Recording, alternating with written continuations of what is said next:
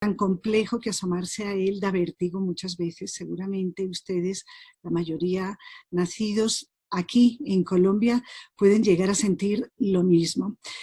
Pero la idea de transformar el vértigo en fascinación creo que fue anidando en mi trayectoria desde que me formé además como periodista en la Universidad de los Andes de Bogotá y luego devine en una carrera profesional vinculada a los medios corporativos, radio, prensa, televisión, hasta que hace 10 años exactamente resolví crear la compañía Silla Verde, una empresa especializada en la investigación de la industria de la moda en relación a sus procesos técnicos, creativos y modelos de negocio. Eso con dos énfasis, porque definir un enfoque me parece fundamental para poder llegar a fondo, para poder investigar, para poder extraer conclusiones y entender que detrás de la industria de la moda, en mi caso particular, resultaba relevante por cuanto mi presencia profesional en ese sector de la economía espero que aporte un grano de arena, crecimiento, sensibilización ante dos factores fundamentales que los volví materia de mi investigación fundamental. Estoy hablando del asunto transversal de la sostenibilidad para la industria y del valor de la tradición artesanal ligado al archipiélago étnico que es Colombia como país y como nación. De esa manera, desde Silla Verde, desarrolló no solamente investigación periodística a través de una revista digital llamada sentadaensusillaverde.com, una serie de podcasts Talking Closet, la serie audiovisual de YouTube La Vida Animada y el trabajo en Instagram de @sillaverde, sino que desarrollé una labor de consultoría que ha ido fortaleciéndose año tras año. En relación con la tradición artesanal, tengo la fortuna de trabajar como consultora del programa de moda y joyería de artesanías de Colombia desde el año 2015. Es pues el 6º año en el que con un equipo magnífico de profesionales, de diseñadores, de especialistas en marketing, en desarrollo humano y en mi caso ocupada de la conceptualización del programa de moda y joyería y de la asesoría a distintos procesos que en él se desarrollan, es que he podido acercarme de una manera muy íntima al territorio colombiano. Y ligado a esa investigación y por cuenta de la creación de la plataforma Moda Viva en Artesanías de Colombia para acercar y crear una relación virtuosa entre la industria de la moda y las comunidades artesanas, es que resolví finalmente participar haciendo una curaduría especializada de las marcas de diseño independiente colombiano que trabajan con comunidades artesanas, que tienen sensibilidad para estar junto a ellas, o marcas que han resuelto darle una identidad profunda a lo que están haciendo ligado a lo que llamamos el territorio, es decir, a los espacios geográficos donde habitan las comunidades. Son nuevos modelos de negocio y espero que esta presentación a la que me han invitado y en la que estoy participando con mucho gusto en este día de hoy, les pueda servir para entender cómo estamos en el país en materia de comunión entre la industria de la moda y el diseño contemporáneo y las comunidades artesanas. He preparado para todos ustedes esta presentación a la que he titulado Marcas de moda, moda colombiana con tradición artesanal, que es, como les digo, el tema que nos ocupa hoy. Aquí hay una palabra y me van a escuchar haciendo hincapié en cierto vocabulario que creo que es absolutamente relevante para tener presente cuando nos acercamos a estudiar este relativamente nuevo fenómeno que se da en la moda colombiana. Es el trabajo de co-creación. La palabra co-creación, un término acuñado y que proviene muy de la escuela de los países escandinavos desde los años 90, inclusive ellos pues de avanzada se atrevieron a formular una suerte de manifiesto del significado que entraña co-crear con alguien. No importa si es una comunidad artesana además indígena, un trabajo entre dos equipos de diseño contemporáneo, urbano, un trabajo que liga la academia, por ejemplo, con el sector público, el sector privado de un país. Pero cocreación es una noción amplia, pero es una noción relativamente nueva para nosotros, pero que está arraigando con fuerza en el país. Y hay que entenderla en su justa dimensión, porque implica un grado de responsabilidad entre las partes enorme, entre las partes que se involucran. Entonces, a continuación les voy a mostrar una curaduría que desarrollé para la revista La Malpensante Moda. Con la Fundación Malpensante, desde Silla Verde, nos propusimos en el año 2020 publicar por primera vez en la historia de la trayectoria editorial de la revista El Malpensante, cuya reputación es posible que conozcan y reconozcan en el país desde hace 24 años por su labor por las artes, por la cultura y especialmente por la literatura y los géneros periodísticos.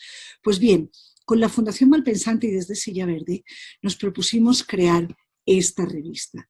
Es La Malpensante Moda, el primer número en 24 años dedicado exclusivamente a explorar el fenómeno de la moda, no solamente como formidable negocio y como interesantísima e intensa actividad creativa, sino también desde una perspectiva artística, que desde las artes, que desde otros géneros se puede aprender de la moda, es decir, desde el ensayo, desde la filosofía, desde la investigación periodística de alto nivel, desde, por supuesto, la ficción, desde la poesía y desde los textos literarios.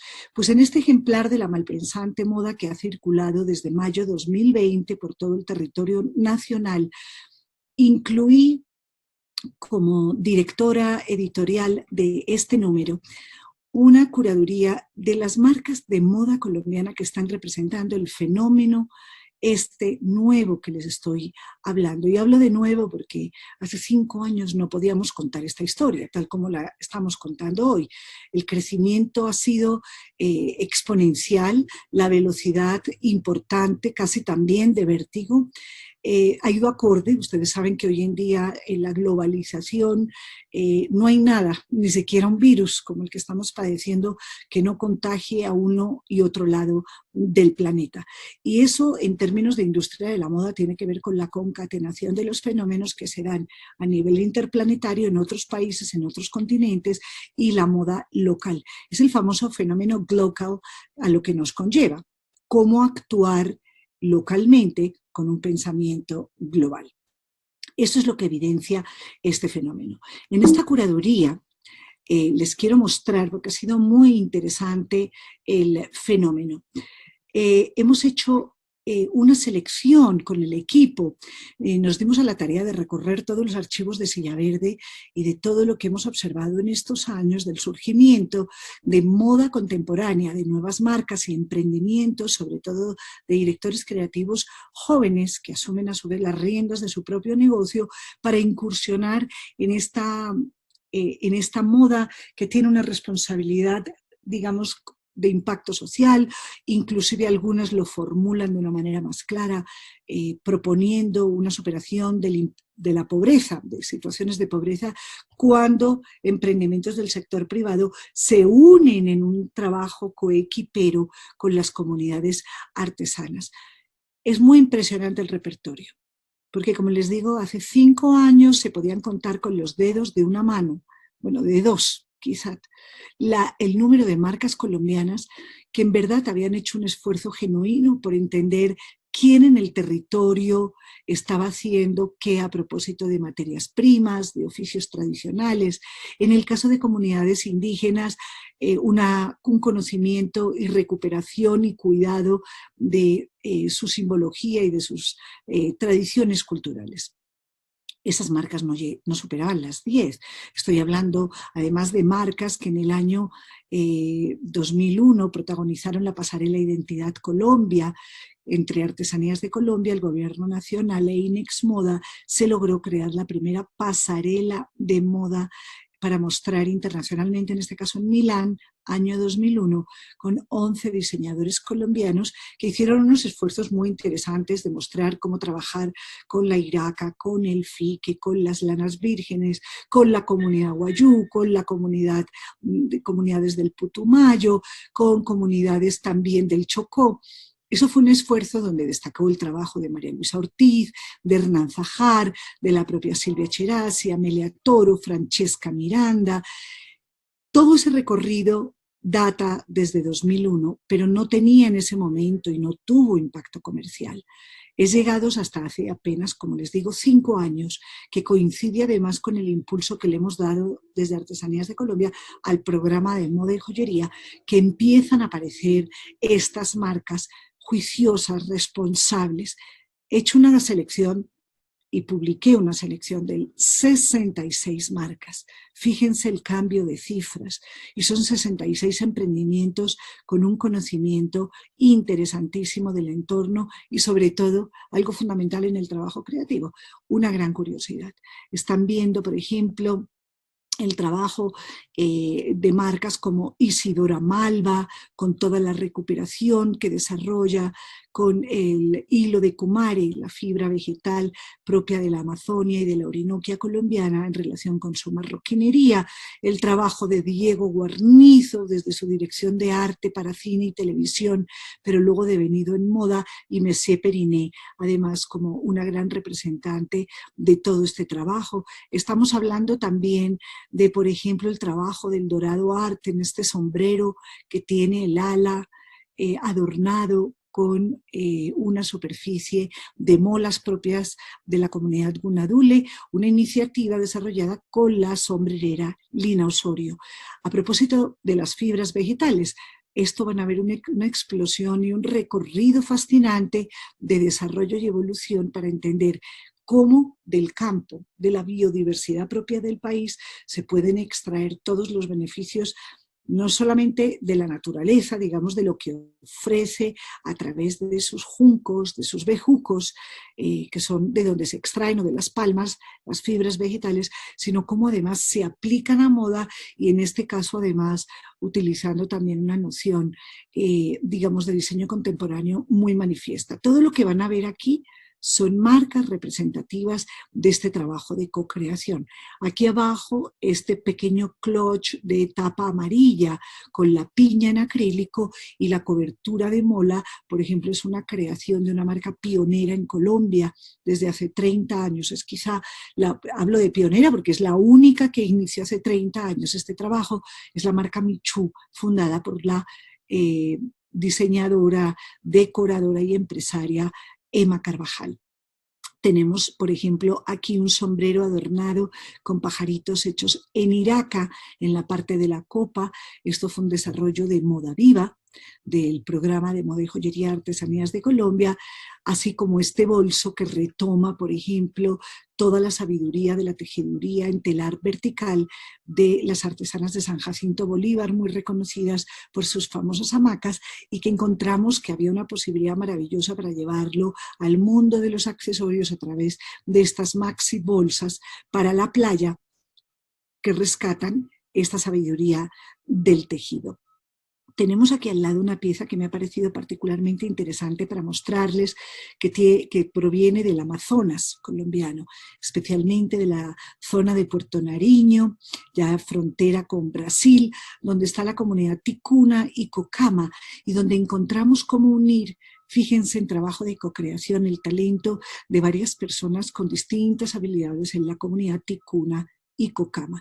En este mundo indígena hay una sabiduría en relación con esta tejeduría de la fibra de Kumare o de pita o chambira, que también la llaman. El cuerpo de la mochila proviene de una corteza de un árbol, que es la yanchama, y el dibujo de este jaguar proviene además de esa habilidad que uno de los pobladores indígenas tiene especialmente para pintar sobre yanchama. Entonces, fíjense qué interesante como una corteza de árbol, una habilidad para el dibujo y la pintura y una capacidad de tejeduría a través de una fibra vegetal con una noción de diseño contemporáneo devienen una pieza semejante. Aquí tienen además una presentación de piezas de Mola Sasa, la gran marca de moda colombiana, fundada por Yasmín Sabet, que ha logrado trasladar con un compromiso enorme el universo Gunadule y sus molas, la representación figurativa y geométrica de la cosmovisión propia de esta comunidad, a estas piezas de moda. Yo con mucho gusto luego les puedo compartir esta presentación, pues he añadido las direcciones y el trabajo de cada una de las marcas referenciadas.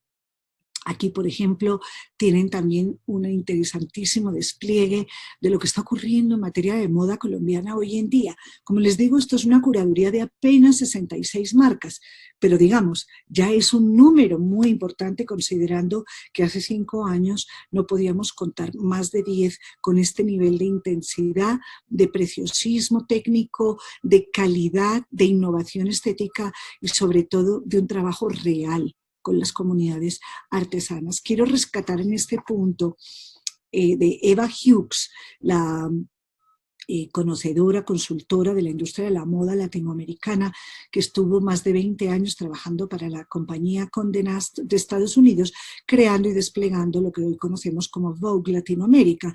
Yo le pedí a Eva que fuera la columnista de La Malpensante Moda para que nos ofreciera su perspectiva sobre el diseño latinoamericano en este mundo global. Y quiero rescatar esta frase que ella escribió. Dice: lo importante es crear una cultura de moda con un producto de calidad que a la vez esté sustentado en un plan de negocios factibles. Ser una marca, sí, para facturar. Tenemos que ser todos parte de la conversación, seguir impulsando el talento nacional y ayudar a que los emprendedores de la moda en Latinoamérica sean más creativos, pero que también se conviertan en empresarios audaces. Este punto me parece fundamental para entenderlo aquí, porque quisiera introducirles esta noción de que las marcas de moda colombianas contemporáneas que están trabajando en co-creación con las comunidades artesanas tienen una característica, y es que no son modelos de negocio frágiles, son pequeños la mayoría, es decir, son emprendimientos jóvenes que se están haciendo con mucho esfuerzo, pero quiero resaltar que son emprendimientos audaces, con un conocimiento del trabajo de campo, con un compromiso de compartir tanto, digamos, sobre todo los resultados con las comunidades con las que trabajan, resultados en términos de impacto mediático, de impacto comercial, de visibilidad. Utilizan sus redes sociales de una manera cada vez más comprometida para relatar los procesos, los orígenes, dar créditos correspondientes. Es por eso que los incluí en esta curaduría. Hay muchas más marcas, por fortuna, pero en verdad tengo que decir que esta curaduría la desarrollé con base en varios criterios. Uno de ellos es entender que son modelos de negocio, como les digo, que aunque sean pequeños, son serios, es decir, cuando se comprometen financieramente van hasta el final de la cadena. Y segundo, garantizan una perdurabilidad en el tiempo, es decir, no están haciendo simplemente estas líneas por tener unos productos buenos para Instagram. Aquí tenemos el trabajo de Natalia Vaquero, extraordinaria diseñadora de sombrerería afincada en Canadá y que trabaja con el Circo del Sol. Es una diseñadora colombiana que, como ven, le ha dado una vuelta de tuerca por completo al trabajo con la iraca y a la concepción de la sombrerería. Aquí tienen el trabajo maravilloso de Oropéndola, de la diseñadora Carolina Vélez, que, inspirada en los nidos de las aves oropéndola, entendió que a través de la técnica del macramé y con algodón, y ahora lo está haciendo con fibra de plátano, interesada en trabajar con el origen del país, el origen biológico del país. Imagínense este nivel de prendas tan interesantes y tan innovadoras que ha desarrollado. Aquí tenemos el trabajo de Priya Heritage, las piezas de algodón, de lino, cashmere, y en general unos tejidos muy sofisticados desarrolladas con tejedoras artesanas, perdón, no tejedoras, sino especialistas en el crochet en el área en un área específica del departamento de Boyacá. Pero como ven, el repertorio es amplísimo. Volvemos a tener aquí unas piezas de Silvia Cherasi, que son una maravilla conceptual, porque a partir de un tumo muy propio de la costa atlántica colombiana, desarrolló este concepto de bolso sofisticado. Igual trabajó este clutch, esta pequeña, digamos, a camino entre el clutch y la pequeña cartera a través de la iraca. Muy emblemático de Silvia Cherasi, esta mochila Wayuu que desde hace 10 años lleva desarrollando con una comunidad específica de La Guajira, mujeres Wayuu,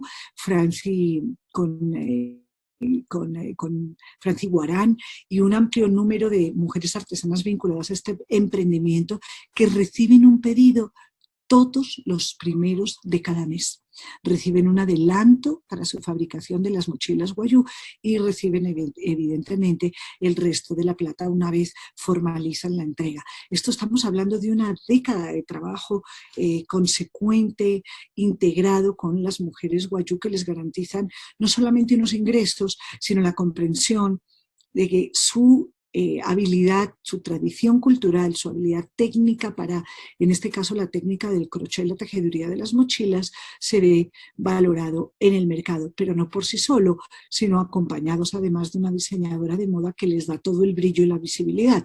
Esta mochila, tengo que decir además, no solamente es la pieza statement de Silvia Cherasi, sino que ustedes preguntan, digamos, en los portales online más sofisticados de lujo que hay, por una pieza Wayuu por antonomasia, y figuran estas mochilas de Silvia Cherasi, igual que las que exporta al exterior la compañía Guanabara Handmade, otro emprendimiento, otra compañía que también desde hace 9 años está comprometida con la realidad Wayuu.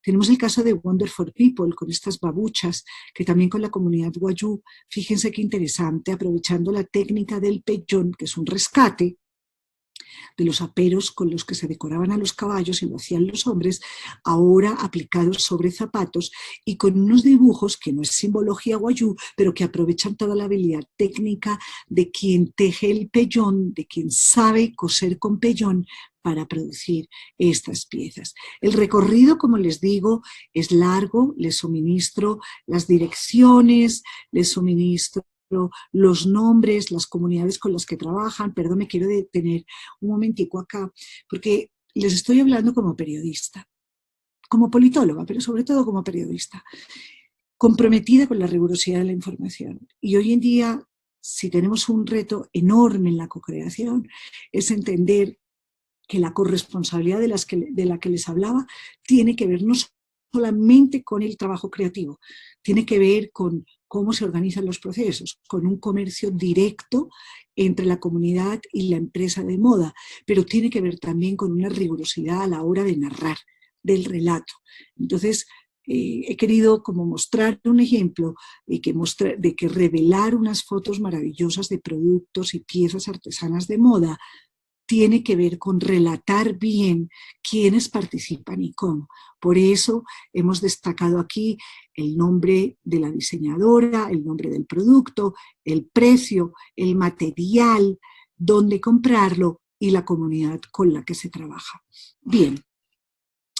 Aquí tienen otro repertorio fascinante. Tenemos las joyas de Aisha Bilgrami, por ejemplo, la diseñadora colombo-pakistaní, que ha hecho un ejercicio transcultural muy interesante de entender, fíjense, si cogen el globo terráqueo, toda la latitud que congrega países en el mismo espacio de latitud, muchas veces comparten no solamente fibras, obviamente por el clima y por lo que favorece el crecimiento de ciertas plantas, de ciertas palmas en el territorio, sino también por una simbiosis cultural muy peculiar que supone un gran misterio de transculturización.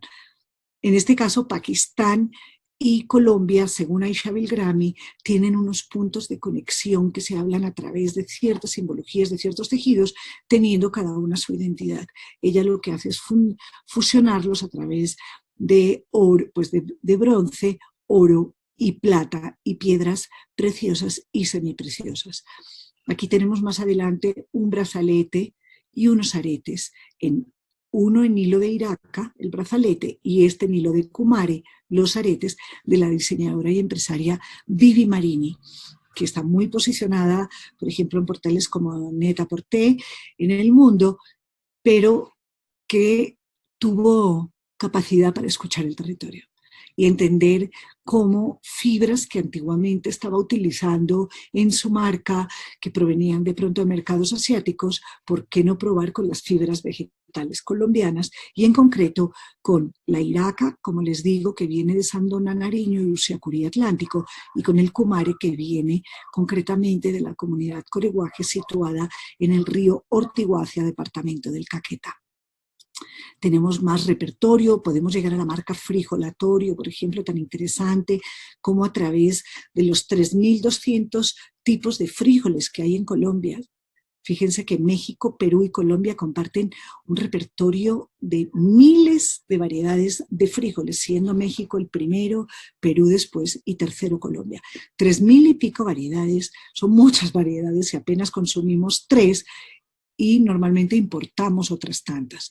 Sin embargo, el trabajo de Xandra Uribia, el Frente Frijolatorio, ha revelado cómo rescatar frijoles que no se consumen, que están en la geografía nacional, que crecen de una manera silvestre y que resultan un milagro de la naturaleza. Convertirlas en joyas, dignificar la semilla y llevarla a la categoría de joya ha sido un ejercicio muy interesante. Además le añade otra vez el cumare para que vean cómo interviene esta fibra, más los baños de oro para determinadas piezas, no de la semilla como tal, sino son vaciados que se hacen y recubiertos en oro.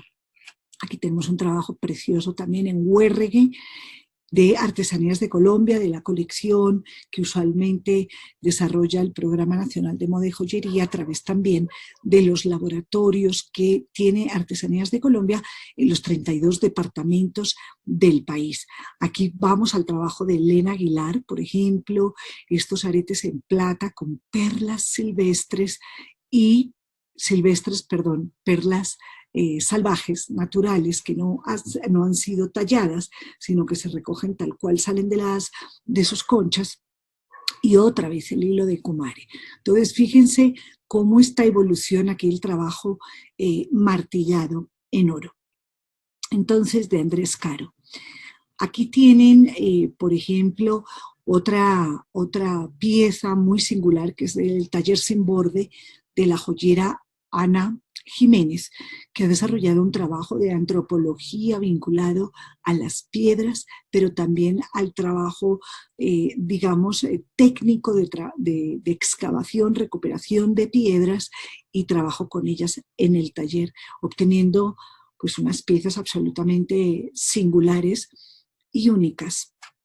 Fíjense que aquí estamos viendo cómo estos empresarios de moda, la mayoría con formación profesional universitaria en universidades de Colombia o en universidades fuera del país, alrededor del oficio del diseño de moda, sin embargo, cuando resuelven aplicar todo esto a su emprendimiento, empieza para ellos otro aprendizaje, que unos han derivado en una beta más antropológica, más arqueológica, más de investigación agroalimentaria, como el caso de Frijolatorio, más de investigación antropológica en el sentido, por ejemplo, de Mola Sasa y conocimiento de la comunidad Gunaduli.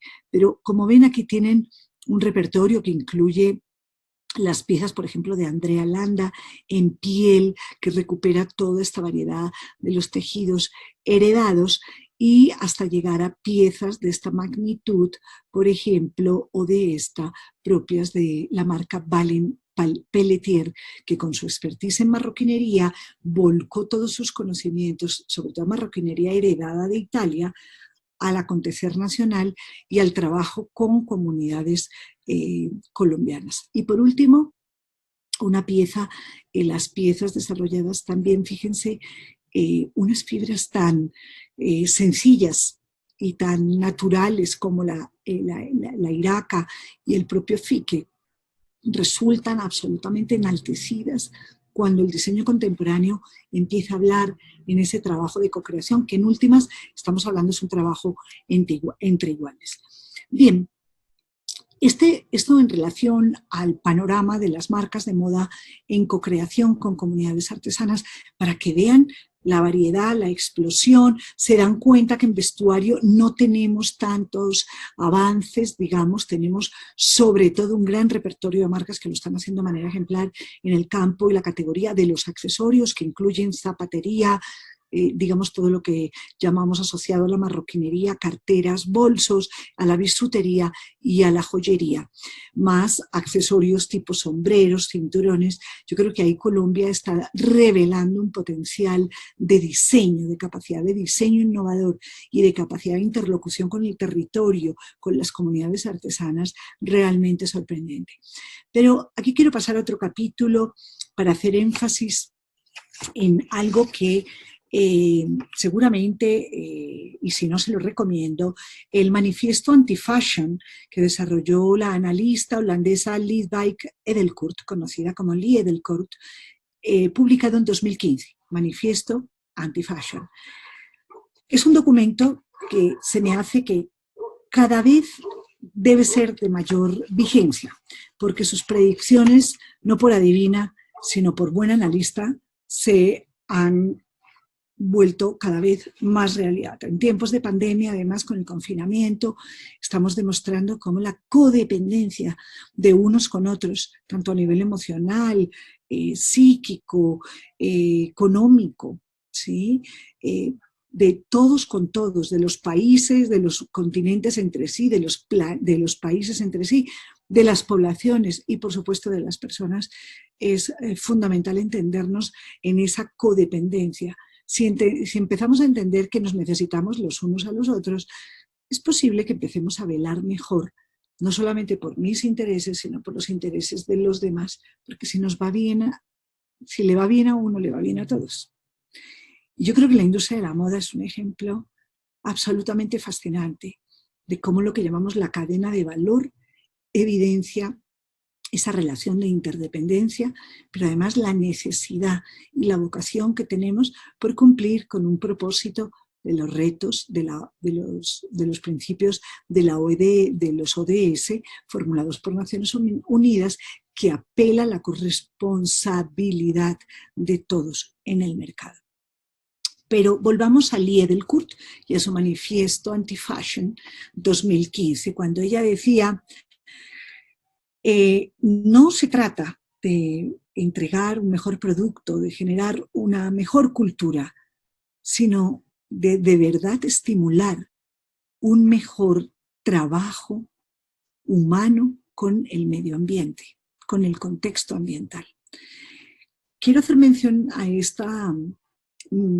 esto que precisa Lie Edelkoort y que llama la atención, porque si algo revela la sostenibilidad como un horizonte al que nos debemos dirigir de una manera cada vez más exigente desde la industria de la moda, por cuanto esta industria afecta poderosamente los recursos ambientales, deja una huella profunda solamente teniendo en cuenta el manejo que se le da al agua, tanto al volumen que se maneja como a los estragos que causa el mal manejo del agua, cuando además el agua contiene residuos tóxicos que son a su vez vertidos de nuevo al ambiente. Entonces, tener esta noción clara de lo que apunta Lie Edelkoort, de entender sobre todo que no se trata solamente en marcas de moda, en co-creación con comunidades artesanas, de un énfasis en generar solamente una identidad estética, de sumarse a una ola de consumo que es tendencia en el mercado, lo que se llama el consumidor global, que le importa el relato local, es tener conciencia de que podemos en verdad generar una moda con impacto social y ambiental. Es el caso de Moda Viva. Les he traído una muestra pequeña del catálogo de la colección anual Moda Viva 2019-2020 que preparamos anualmente con comunidades artesanas priorizadas por todo el país. Esta colección que ven aquí se llama Viaje al Territorio e hicimos énfasis en entender cómo trabajar con las comunidades artesanas desde el diseño contemporáneo significa intercambiarnos y brindar conocimientos mutuamente. Las comunidades nos los entregan, nosotros les entregamos otro tipo de conocimientos a las comunidades y además desarrollamos con una experticia magnífica y comprensión de las tendencias de consumo con las diseñadoras y las diseñadoras que asumen la dirección creativa de la colección Moda Viva anual, Una comprensión fabulosa de la dinámica propia y cambiante de la moda contemporánea. Pero sobre todo nos acercamos al territorio caminando, tocando, investigando. Ahora en confinamiento nos toca hacerlo a través de una pantalla, como nos está tocando a todos desarrollar nuestros trabajos, pero estamos siempre en el territorio. Psicológica, emocional, cultural, geográfica y productivamente estamos en el territorio. Y eso nos ha llevado a entender que trabajar con equipos humanos que mejoren el ambiente alrededor pasa por favorecer procesos como la recuperación de teñidos naturales, orgánicos, a través de plantas, de semillas, los saberes de los mayores en las comunidades. En esta velocidad del mundo contemporáneo, de las redes sociales, de los clics rápidos, ¿dónde quedan los mayores? ¿Dónde queda la sabiduría de los grandes maestros? En Moda Viva vamos al territorio en busca de conocimiento, pero no solamente el conocimiento presente, buscamos el conocimiento pasado. Por eso es que nos adentramos en los hogares y hacemos lo que decía Richard Sennett en su libro El artesano, es entender el hogar desde dentro. Aquí tienen en esta muestra, por ejemplo, toda la colección que rescatamos de tejido de algodón en telar de toda la zona de Santander y especialmente de la comunidad de Charalá, y teñido todo orgánicamente. En la comunidad Wayuu desarrollamos esta innovación a las famosas mantas Wayuu, conocidas en lenguaje Wayuunaiki del pueblo Wayuu como Wayuunshain. Ven aquí, por ejemplo, de nuevo una colección desarrollada en algodón en Charalá y lo combinamos con estas preciosas carteritas que han sido canastos de gran tamaño, maxi tamaño, que se reconvirtió el volumen para aplicarlo a moda y que lo desarrollan comunidades indígenas asentadas en el Cauca. Muy cerca de la población de Huapi. Y aquí ven, por ejemplo, también un trabajo precioso de algodón. Esto es de la marca que les mencionaba antes también, de Priya Heritage, más trabajo de accesorios tanto en cacho como en filigrana de oro. Hay que resaltar que el programa de moda y joyería cubre en este momento prácticamente todo el territorio nacional a través de el trabajo exhaustivo que los diseñadores de joyas realizan con comunidades asentadas en todo lo que es el litoral pacífico y centro país, y el trabajo de la sección moda, categoría vestuario, accesorios, que trabaja en el norte del país, oriente del país y sur del país. Aquí tienen unos desarrollos que se lograron muy interesantes, porque acercarse, y ese es el espíritu de Moda Viva, y la mención específica que les quería hacer al trabajo en el territorio, de adentrarse, de entender las costumbres y el conocimiento cultural. El Carnaval de Barranquilla, uno lo puede leer en esta cartera. Resulta que por devenires del mercado, artesanos de la madera, especialistas en la elaboración de estas figuras del Atlántico, habían perdido capacidad de trabajo, es decir, clientela. Entonces entendimos que brindando sus conocimientos más allá de las máscaras de carnaval o las máscaras decorativas a estas piezas de moda, venía toda la recuperación de lo que un taller carpintero especialista en algo tan importante como el carnaval, que es patrimonio inmaterial de la humanidad, podría brindarle a la moda. Fíjense que desde el comienzo de esta presentación les hablaba desde la óptica de la malpensante moda, de la noción de cómo este fenómeno complejo que es esta industria interpela e interlocuta con el mundo desde lo económico, desde lo político, desde lo psicológico, desde la comprensión del territorio, desde lo ecológico y lo ambiental. Entonces estamos en un sector de la economía que mal haríamos en no escucharlo, en no entender todas sus capacidades de interpelación al escenario del mundo, porque podemos hablar en unos renglones muy distintos y con unos mensajes muy precisos. Pero lo importante es entender cuál es el mensaje que queremos transmitir, a qué queremos apelar, y en este caso que nos ocupa es cómo el rescate del territorio, el valor del país a través de las comunidades artesanas, el cuidado que tenemos que tener de todos con todos para perdurar, porque el devenir del mundo digamos, parece un inasible, nos supera, pero el devenir de nuestro territorio, el devenir de nuestras comunidades sí depende de nosotros mismos, son realidades que tenemos al lado.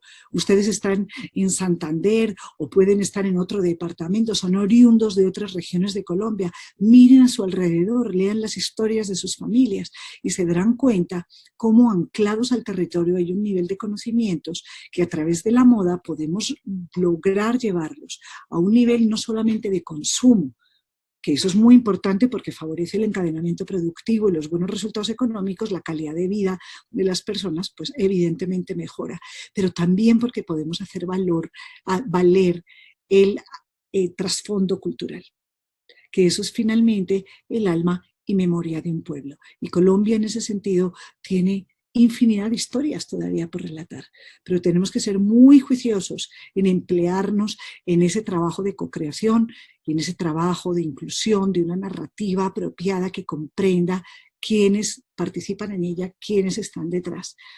Miren en Moda Viva. Aquí les tengo como una selección también de piezas, de accesorios, como a partir de las semillas, por ejemplo, se pueden elaborar este tipo de cartelas. Solamente una semilla ya lleva un territorio, ya lleva un relato, ya lleva una historia de agricultura, una manera de supervivencia que una comunidad específica puede llegar a tener. Seguimos con este lookbook que nos acompañó la empresa Río a desarrollar con la fotografía de Daniela Benedetti, el estilismo de Andrea Gil, la participación maravillosa de las modelos que se prestaron y enseguida dijeron sí a poder mostrar moda colombiana con esta calidad y esta altura. Tenemos aquí ruanas de telar vertical, tenemos, fíjense, toda la parte de accesorios con los sombreros, la reivindicación de las fibras, tanto en el entorno como en la naturaleza. Aquí tenemos fibra de iraca colgada al natural. Y aquí tenemos, por ejemplo, el bolso maxi que les hablaba, tejido con la comunidad de artesanas de Bolívar. Aquí tienen un repertorio, por ejemplo, de cómo llevar esa fibra de la iraca a otro nivel cuando es plana, cuando no es necesariamente tejida en trenza, o la comunidad guayú a través de estas pequeñas mochilas donde se eligió uno de los canás, una simbología específica y la recuperación de los pompones en un lugar poco usual. Antiguamente, las mochilas de cierto nivel, antiguamente estoy hablando de hace décadas que no se utilizaban, pero que se consideran clásicos dentro de la comunidad, es el uso de estos flecos, de esta suerte de pompón desflecado en el ombligo, que es el origen de la mochila. En la base de la mochila se empieza desde el centro a tejer toda la mochila. Para las mujeres guayú, además es un relato del origen del universo. Anclar esto, recuperar esto es parte del trabajo de Moda Viva. Si escuchas la tierra, si escuchas a las personas, si escuchas a las artesanas en este caso, obtienes unas historias maravillosas para contar. Bien, entonces, perdón, voy a continuar por último con otro capítulo que se llama La Troja de Moda Viva, porque como ven, les he hecho una primera presentación de cómo estamos en el mercado contemporáneo, con esas 66 marcas que lo están haciendo de manera ejemplar, con buenos modelos de negocio y mucha conciencia social y de trabajo en equipo. Cómo estamos haciendo en el programa de moda y joyería a través de Moda Viva y el énfasis en el trabajo interdependiente y de conocimientos compartidos con las comunidades para crear unas colecciones que efectivamente evidencian que la relación entre las artesanas y los diseñadores de moda contemporáneo pues es una relación además natural, es histórica. Yo siempre les digo en los talleres a las artesanas que ellas han sido el corazón y el origen de la moda. Cualquiera repasa un manual de historia de la moda y se da cuenta que desde la civilización egipcia hasta nuestros días la moda no ha podido ser entendida sin las manos artesanas, sin las mentes artesanas.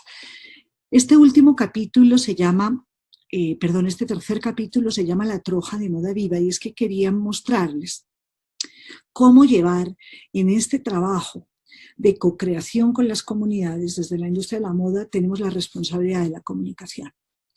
Es fundamental entender la narrativa, y no porque no hace falta ser periodista para entender que la narrativa es relevante. Hoy en día, y ustedes lo saben, la mayoría de las marcas, es más, a veces hay marcas que no tienen ni taller, trabajan de manera satelital, pero sí tienen cuenta y red social. Entonces, hoy en día, digamos, todo el mundo tiene derecho a expresar su voz, tiene canales y plataformas para hacerlo, nos lo brinda la tecnología, esta cuarta revolución industrial en época de globalización de las comunicaciones a través de las redes sociales, sobre todo, o las plataformas en línea. Cualquiera que quiera participar en ellas desde un punto de vista comercial, si no entiende que la narrativa que acompaña su trabajo creativo y su trabajo comercial es importante, probablemente no va a obtener los mismos resultados que alguien que sí lo haga. ¿Por qué? Porque no solamente es tendencia lo que les comentaba del consumidor global con gusto por el relato local, sino porque en verdad estamos entendiendo que hoy en día consumir por consumir no es suficiente. Es más, es ostensiblemente escandaloso. ¿Para qué sirve? ¿Para qué sirve una blusa más? ¿Para qué sirve un pantalón más? ¿Para qué sirve un zapato más? En cambio, ¿para qué sirve comprar comprometido en la cadena de la interdependencia a sabiendas de que tu compra no solamente enaltece algo que a ti te asegura entender, conocer, aproximarte a una cultura determinada, sino que además estás sabiendo con quién se está haciendo, que otra persona está prosperando gracias a tu compra, que todos aquí estamos conectados, pero eso hay que contarlo. Y las marcas son las primeras que tienen que entender que la narrativa de moda está basada en una reflexión profunda de sus enfoques, de sus protagonistas, del conocimiento de sus propias historias, de no dejarse llevar simplemente por la tendencia, de no dejarse llevar por una paleta de color, por unas siluetas, por simplemente la impronta de una imagen. Roland Barthes, conviene leerlo, habla de la semiótica de la moda, de la capacidad que tiene una imagen para relatar. Pero si esa imagen no tiene un propósito de narrar, pierde probablemente el 80% de su valor. Una imagen que cumple con un motivo estético de crear belleza, como lo es el hecho mismo del crear artesanía, ¿no? Es favorecer la aparición de un objeto bello. Si eso no viene acompañado de una conciencia del relato para dar a entender quién está detrás, de dónde proviene, a qué alude, fíjense que nos estamos perdiendo la oportunidad más inmensa que tiene además esta industria de poder acompañar en el conocimiento a los otros. Algo nada desdeñable, porque la educación no está restringida a las aulas de una academia, ni siquiera a una universidad, ni siquiera un espacio, digamos, formal de aprendizaje. El conocimiento se da en todas las etapas de la vida, y yo sí estoy convencida, más allá de periodista, más allá de politóloga, estoy convencida como profesional involucrada en la industria de la moda de la capacidad asombrosa que tenemos para poder expandir y compartir conciencia, en este caso de país, de territorio, a través del respeto por la narrativa. Es así como surge la troja de Moda Viva. La troja aludiendo al techado, al sombrado, donde nos reunimos, donde podemos tener la conversación. Aquí tenemos, perdón, a doña Raquel, que les quería presentar.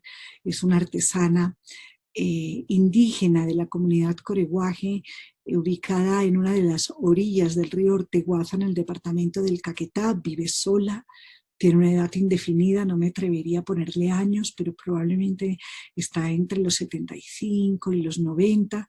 Camina dentro de la selva en solitario, pues vive, como les digo, con ella misma. Cerca de sus palmas de Kumare, es una experta en tejido de Kumare. Toda su vida ha visto pasar por sus manos esas madejas de esa fibra maravillosa, y aquí está admirando una pieza tejida que le llevé de la comunidad Nukak Makuk. Ella nunca digamos, ha salido de su selva, de su territorio. No imagina que hay otras comunidades en otros sitios y que además tejan como ella y que utilicen además la misma fibra que es el kumare. Ella teje de una manera distinta, con un punto mucho más suelto. Y cuando le mostré este brazalete de los indígenas Nukak Makuk del Guaviare, no lo podía creer. Duró mucho tiempo, me atrevo a decirles, casi que estuvimos en silencio por ahí más de 30 minutos. Yo no me atrevía a quebrarlo porque ella quedó tan fascinada con la pieza y la miraba y la miraba y la miraba. Vuelvo a Richard Sennett, al investigador y autor del clásico libro El artesano, alumno de Hannah Arendt. Observar las manos de un artesano, de una artesana, es toda una experiencia vital. De hecho, el propio Sennett rescata en su libro la famosa frase de Immanuel Kant, que decía: la mano es la ventana de la imaginación, o la mano es la ventana de la mente, ¿no? Saquen sus propias conclusiones. Pues bien, en La Troja quería compartirles cómo en este trabajo en equipo del programa de moda y joyería nos dimos a la tarea de rescatar en el marco de las ferias Exportesano y Exportesanías. Ahora las trasladamos al mundo digital, nos pueden encontrar a través de la cuenta de @modaviva_ADC, con este ciclo que ahora tiene un formato digital, donde favorecemos la conversación entre todos los que participan en la industria de la moda. ¿Qué temas abordamos? Procesos creativos de moda y artesanía, técnicos, la propia colección institucional de Moda Viva, que este año hemos llamado Soñamos el agua. Hacemos observatorios de moda en vivo, estilismo en vivo, moldería y patronaje en vivo, todo en relación con diseño contemporáneo y piezas provenientes de comunidades artesanas y trabajos de co-creación. Tenemos un capítulo dedicado a las fibras que hablan, para contar del territorio a través de sus fibras, del chiqui chiqui, de la palma mahuisa, de todo ese sinnúmero de fibras que tenemos alrededor del territorio y que tanto nos pueden llegar a contar, pero tenemos que saberlas escuchar. Voces artesanas, que es la voz de los propios especialistas en la artesanía, hombres y mujeres. Moda más artesanía, un modelo de negocio, explorar cómo configurar unas iniciativas empresariales sólidas, como nos hablaba Eva Hughes. Y Artesanías de Colombia y el diseño. ¿Cuál es el énfasis que la entidad Artesanías de Colombia desde hace 55 años, única en Iberoamérica, un orgullo de verdad para el país, interpela a todo el sector productivo del diseño a través de la innovación, al tiempo que se lucha por preservar las tradiciones culturales y protegerlas?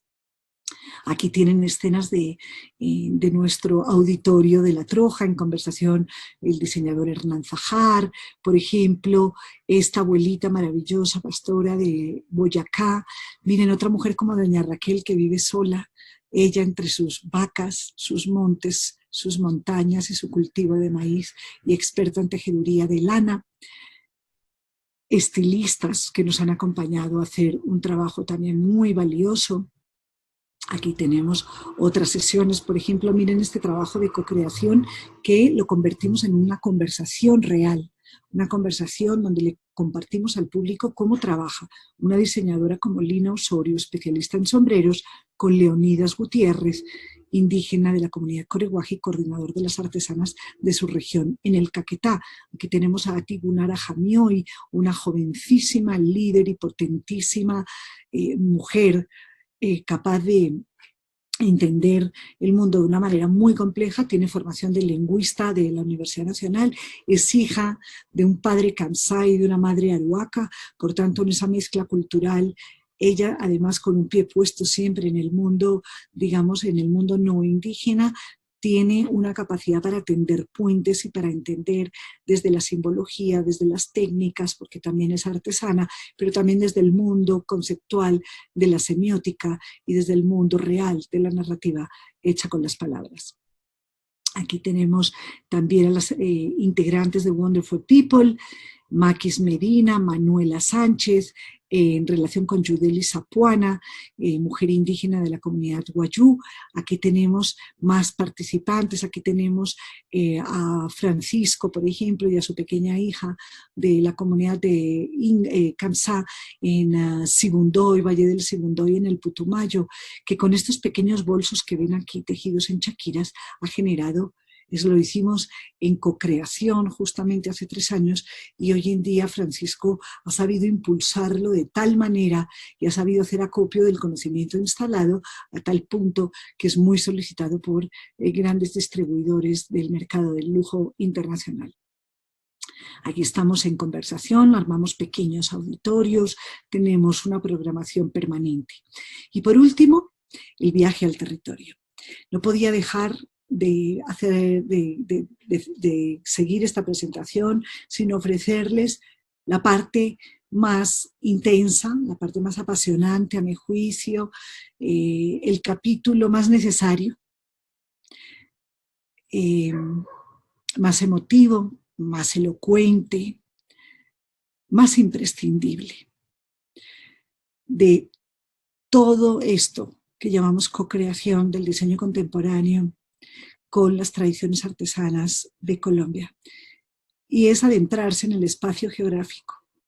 Un espacio que pasa de ser geográfico a ser emocional, cultural, a ser un espacio donde se desdibujan las fronteras propias que eventualmente podamos tener por cuenta de los prejuicios, la falta de conocimiento, la ignorancia, lo dice el dicho popular, es muy atrevida. Y acercarse al territorio es empezar a entender la dimensión de todo lo que somos, ¿sí? De qué estamos compuestos. Gracias a las comunidades artesanas indígenas, acercarse al territorio, permanecer en el territorio significa entender cómo replantear eventualmente una relación que nosotros no tenemos como no indígenas, cultivada con la naturaleza. Porque carecemos, digamos, hoy por fortuna ya se está considerando en la educación formal, en las universidades, en algunos colegios, la conciencia ambiental. Ya se habla de todo esto desde el hogar, desde los niños, a través del reciclaje, de la conciencia del uso del desecho de basuras, del uso y reuso de residuos. Pero es un fenómeno relativamente nuevo. En las comunidades indígenas esto es conocimiento ancestral. Entonces estar con ellas en territorio, presenciar cómo de manera muy ejemplar muchas veces tienen una convivencia que es todo un aprendizaje de vida para entender a quién debemos respetar y cuál es el orden de las cosas. Es ahí en ese territorio donde simplemente quiero desplazarles. Lo pueden consultar también en www.sentadaensusillaverde.com. En el capítulo de viaje al territorio tienen los relatos y los reportajes de lo que ha supuesto en las comisiones de artesanías de Colombia el programa de moda y joyería, el que enfiláramos rumbo a través de los ríos, de las trochas, de los caminos, en los distintos departamentos del país para acercarnos a las comunidades. Porque créanme, hoy el mundo digital nos está demostrando que es poderosísimo, nuestra gran herramienta, nuestra ventana al mundo, nuestra posibilidad de trabajar en medio del confinamiento. Pero esto es apenas una herramienta. Yo no considero más que una posibilidad de poder mejorar y continuar nuestra comunicación cuando tenemos, por ejemplo, el acecho de un virus como el que nos está sucediendo en este momento. Pero el territorio es único, el contacto humano es esencial. La narrativa a la que me refiero no se puede construir sin escuchar el sonido del agua, por ejemplo, de este meandro del Amazonas, cuando sales del río Amazonas y te metes por el Parque Nacional Amacayacu en dirección a las comunidades indígenas de los cocamas que hay dentro. Si tú no puedes percibir los distintos matices que tiene el agua en este país, porque sus 190 ríos están teñidos de colores muy distintos, de colores literales, del verde de la selva, del fango de las aguas, muchas veces también de la muerte, de la transparencia, de los 7 colores. Tenemos un repertorio importantísimo en relación con el agua, pero hay que verla, hay que tocarla, hay que escucharla. hay que dejarse mecer por sus cauces, a veces inclusive con temor. Hay ríos muy bravos en este país, te pueden voltear la lancha, sentir también temor y reverencia en el territorio. El fragor de la selva, que engulle, que devora, que atemoriza, pero que también es la fuente de vida. Aquí les tengo algún registro que logré, que he ido recopilando con el paso de estos años, en visita a las comunidades, a entender sus costumbres, sus maquillajes de rostro, en la comunidad en Nucacmacuc, por ejemplo, o en la comunidad Wayuu, que es tan importante a partir de semillas, la significación especial que tiene para las mujeres con motivos celebratorios, cómo se transmiten también estos conocimientos de padres a hijos, cómo a través de unas simples fibras como estas, que es una suerte de pita, de lo que les hablaba antes del kumare, pero seco, todavía no está hilado, como teñido con semillas de achote se convierte en faldas para motivos celebratorios de la comunidad. La visita a entender que el 72% de las mujeres, de las personas que se dedican a la artesanía en Colombia, son mujeres. No se olviden de esta cifra. El SIA, que es el Sistema de Información Estadístico de las Actividades Artesanales, creado en 2014, más luego el 2018, cuando se publica la Política para el Fortalecimiento de los Oficios del Sector Cultural, a través del Ministerio de Cultura, del DANE, de Artesanías de Colombia, se ha hecho un trabajo para crear un documento que ya tomó forma el año pasado por iniciativa del Departamento de Estadística de Artesanías de Colombia, para entender cómo en 31.000 personas artesanas distribuidas en 29 departamentos del país, entrevistadas, 31.000 personas artesanas, que es más o menos el universo georreferenciado de los archivos que tiene Artesanías de Colombia, cómo el 72% que desempeñan esta actividad son mujeres. Apenas el 28% son hombres. El 63% tiene entre 30 y 60 años. El 23% más de 60 años. Y menos de 30 años, el 14%. Estos 31.000 personas encuestadas cubren más o menos el 87.9% del territorio nacional. O sea que tenemos una visión de país bastante ponderada. El 86.5% no tiene local para ventas. Estas mujeres que ven aquí de Bolívar están reunidas, como ocurre en la mayoría de las comunidades artesanas en Colombia, en asociaciones de 4, de 6, muchas veces son familiares. En este caso de Bolívar no, son mujeres que conviven en el pueblo, resolvieron asociarse y son de las muy poquitas, del 13.5% que sí tiene local para ventas. Lo tienen en San Juan, en San Jacinto, Bolívar, a la entrada del pueblo. Y aquí está su emprendimiento, como el deseo que tienen de conformar un taller con las máquinas adecuadas. Pero la mayoría, como ven en la imagen de aquí abajo, trabajan en sus hogares. Richard Sennett de nuevo, el hogar artesano es el taller artesano, es el lugar de venta de las artesanías. Eso sucede en la mayor parte del territorio nacional.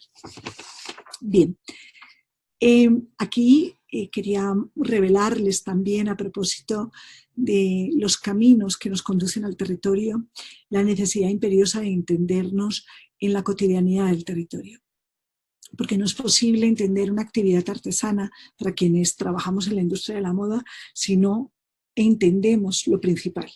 Y es que en el hogar transcurre, como les decía el taller, la cotidianidad está perfectamente imbrincada con la vida, digamos, con la vida productiva, con la vida artesanal. La mayoría de nosotros en el confinamiento estamos, no sé si les ocurre como a mí, que el hecho de tener que estar confinado en el hogar, combinando, tengo 2 hijos, mi marido, el trabajo, una responsabilidad grande, una pequeña empresa, mis clientes, todo está junto en el hogar. Voy a la cocina, salgo, pongo la mesa, comemos, recojo, pero ya me siento en el computador, pero ya tengo que estar en esta conferencia, pero ya tengo que atender a mis hijos y leerles un cuento, y hay que entretenerles y nos tiene que dar algo de luz y de sol para no perder la vitamina D y el ánimo. ¿Cómo haces para combinar todo eso? Y he pensado mucho en nuestros artesanos. He pensado mucho en cuando voy a territorio y me doy cuenta, como lo ven acá, esta madre con su hijo en la cocina. Ahí mismo en la cocina están las ollas para cocinar la fibra. Ahí mismo, muchas veces con perjuicio ambiental, se bota el agua cuando además está tiñendo de manera química, que les insistimos mucho a las comunidades que no lo hagan así, que lo hagan como lo hacían antes de que llegara el mercado y que llegara Instagram y Pinterest a mostrarles que ahora es el rosa, que ahora es el azul, que ahora es el amarillo chillón. No, venga, devolvámonos, entendamos cómo era, recuperemos la sabiduría de doña Raquel, de las mujeres que nos enseñan a recuperar la memoria y a entender de verdad cómo podemos convivir de una mejor manera, más sostenible. Pero es en estos hogares donde transcurre todo. Es muy difícil para nosotros, por eso me atreví a ponerles el ejemplo personal. Yo a veces me siento aturdida. No sé ya cuando estoy en lo público o en lo privado. Y eso me genera una suerte de pequeño, pues entiendo que es algo de agotamiento, ¿sí? Pero pienso en las artesanas, cómo son capaces de encarrilar su vida a través de unos días donde todo está diferenciado y todo está mezclado. Entonces el confinamiento también como una reflexión desde el territorio y desde lo que nos enseñan para poder combinar lo público y lo privado y seguir siendo productivos, no perder los roles que tenemos establecidos. Esto es parte de la narrativa del territorio que creo que si la entendemos con suficiente claridad la podemos trasladar a unos escenarios de comunicación importantes. Cómo transcurre la vida en los pueblos de Colombia, cómo relacionarse con las fibras, cómo ser pareja en el hogar y llevar unas vocaciones y unas habilidades que además se transmiten a las nuevas generaciones. ¿Dónde está el repertorio de los elementos simbólicos que además en particular en las comunidades indígenas artesanas adquieren adquieren un estadio que tenemos que aprender a respetar y entender? Esta es la famosa corona celebratoria para la fiesta del perdón que portan las mujeres de la comunidad Inga Kamsá en el Putumayo, en el Valle del Sibundoy, para su famoso carnaval, festival realizado en febrero, los meses de febrero.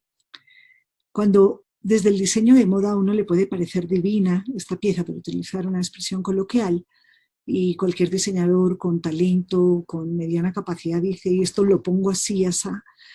Si no entendemos cómo esta señora acá, por ejemplo, sabe que me tiene que poner la corona, como por ejemplo mamá Mercedes Tizoy aquí cargando sus famosos los chaquirones de cerámica, que ahora se utilizan en plástico o en cristal, pero eran de cerámica, el significado que tiene para ella, cómo se relaciona, por ejemplo, este tejido del chumbe con la faja. Aquí tenemos a esta abuelita maravillosa que en Sibundoy porta su pañolón negro que hace de falda y la faja que contiene la falda, y además es un símbolo de fecundidad para ella. Entonces, acercarse al territorio implica también un reconocimiento del valor que para los demás tienen unos elementos que para nosotros desde el diseño pueden tener simplemente un registro estético, pero para ellos una significación cultural. Bien, hasta aquí he llegado. Espero no haberme extendido en exceso.